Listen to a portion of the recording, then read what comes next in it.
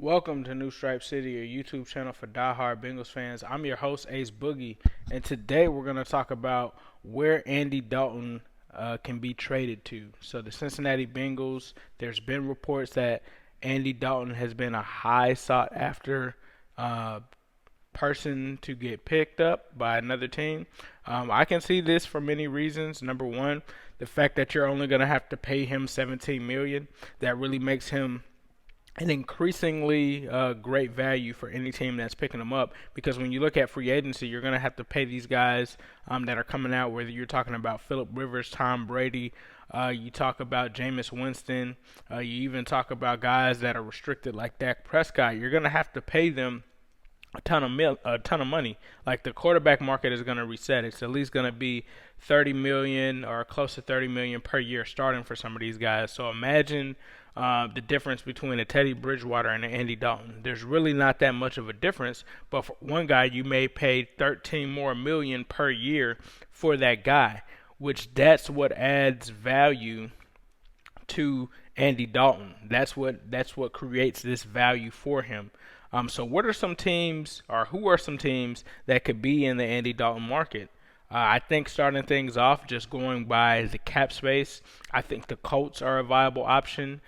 Yes, they do have Jacoby Brissett there, but it seems as if they could be in the market for Phillip Rivers or another quarterback. So that means, from that standpoint, they could be open to Andy Dalton. If they do have something where something with Phillip Rivers falls through and Phillip Rivers goes to a Miami, or he goes to a Tampa or something like that, they'll be stuck there with nothing. So I think the Colts, if one of those quarterbacks decides to pass on going there, whether it's Brady, Rivers, whoever decides to pass on that, Andy Dalton could be a viable option to bring in to have some kind of quarterback competition between him and Jacoby Brissett. The second one, similar to the Colts, I think the Broncos are in a similar situation. They've got my boy Drew Lock there. I really think that they believe that Drew Lock is the starter, but I think that John Elway wouldn't be opposed to bringing in a veteran guy like Andy Dalton. Now, that depends. They do have Joe Flacco right now. Depending on how things go with them and Joe, that really hinges a lot on this. So there's probably a minimal chance that this happens. For them to have, three solid quarterbacks on the roster, that really may not make sense. So Broncos fans, don't kill me. I'm not saying that this is really going to be the likeliest situation. I'm just mouthing off here potential destinations. Now, I think where it gets more likely is when you get into the teams like the Tampa Bay Buccaneers. Looking at their situation, I think that Tampa, with Jameis Winston, they're in kind of a unique situation with him throwing 30 interceptions, with him, continually not listening to the coach's advice in terms of turning the ball over. That puts him in a peculiar position, especially with some of the off the field stuff that kind of comes with him. You got to realize that the Uber driver incident was just, I believe, 2 seasons ago, and they removed him from the marketing as a result of that. So when it comes to leverage, the team is kind of holding on to some of that leverage. And you've heard it from Bruce Arians, you've heard it from some signals that have kind of gone out. I think that there's still a potential for Jameis Winston return. I'd probably put it at 60% right now. But when you look at it in the full scope of things, even if they bring Jameis Winston back, I don't think that it's going to be for a 4 or 5 year deal. I think that it would be a short-term deal.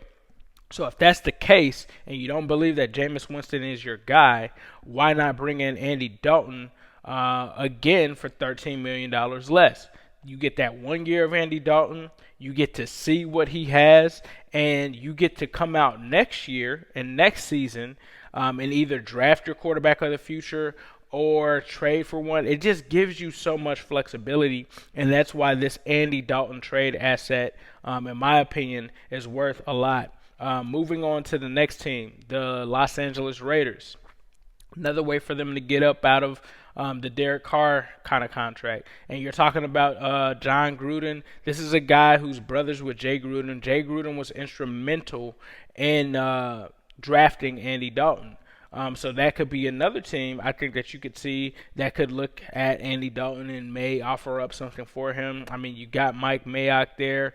I'm not sure how he feels about Andy Dalton from a draft standpoint. I probably have to go back and review his draft write up on Andy Dalton. But I think that he just gives you so much flexibility there, and that leads me on to my next team, the Redskins. I think for the Redskins, with them having a Dwayne Haskins, possibly Alex Smith coming back next year, we don't know what's really going on there. But there's a new sheriff in town at head coach, and Ron Rivera. And Ron Rivera has already made it known that he's visiting with Tua Tango Vailoa as well as Joe Burrow. So that means that quarterback is an option for them. So for them, why not be able to still get some competition in at the quarterback position with Dwayne Haskins, with Andy Dalton, and still be able to go and grab a guy like Chase Young? It makes perfect sense for the Redskins. If they were able to send the Bengals a third-round pick, I think the Bengals jump on that. I mean, you're talking about an early third-round pick, potentially a late second. I think the Bengals jump all over that. Another team that's in the mix for this, I think, is the Los Angeles Chargers, right?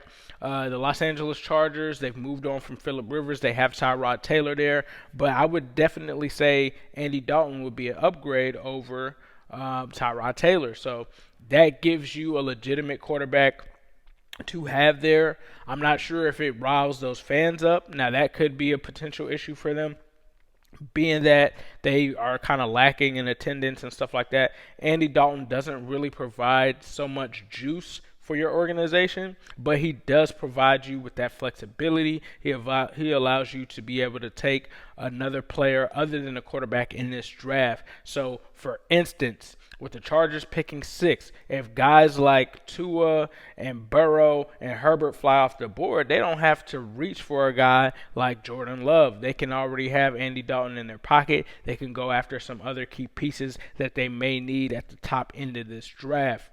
So the Chargers, I think, are one of those on the short list of likely destinations when you talk about the Buccaneers, the Chargers. Another team I think that may be somewhat likely, right, that we're talking about here are the Patriots. You talk about the fact that Tom Brady may be gone.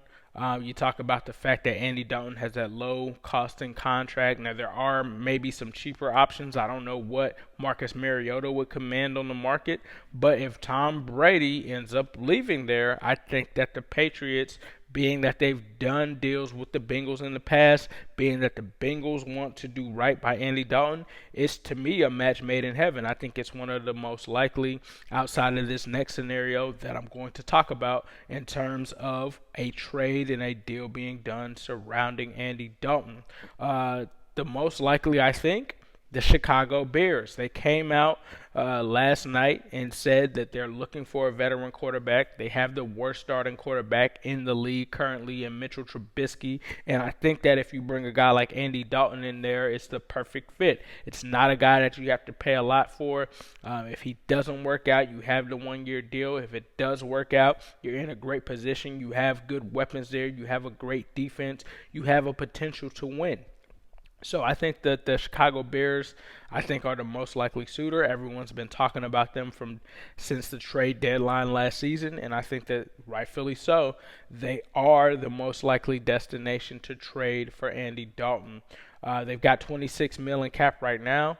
To be honest, though, if I were them, I'd be looking at 2 guys. I'd be looking at Tom Brady to bring in there, which I can't believe more people aren't talking about Chicago as a potential destination for Brady, because I feel like they're a quarterback away from a Super Bowl team. They're a Super Bowl caliber team right now if they get the right quarterback.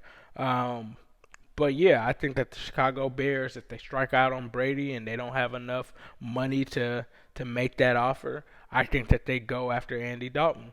The Cowboys, they are a dark horse team. This likely won't happen, especially if Dak gets his deal done.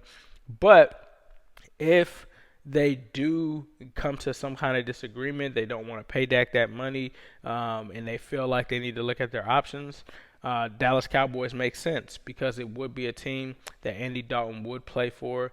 You talk about the fact that Andy Dalton's from Katy, Texas. He'd have no qualms about playing for the Cowboys. It probably was a childhood dream of his to play for the Cowboys. And truth be told, he's probably a Cowboys fan when it's all said and done, being that he grew up in Texas. Now, I can't say that for a fact, but I'm pretty sure he wouldn't be opposed to playing for his home crowd. So with that being said, please like and subscribe. Be sure to comment on this video. Be sure to hit the notification bell. These are my thoughts on where the Bengals will trade Andy Dalton. Who day, all day, every day, and especially on Sunday.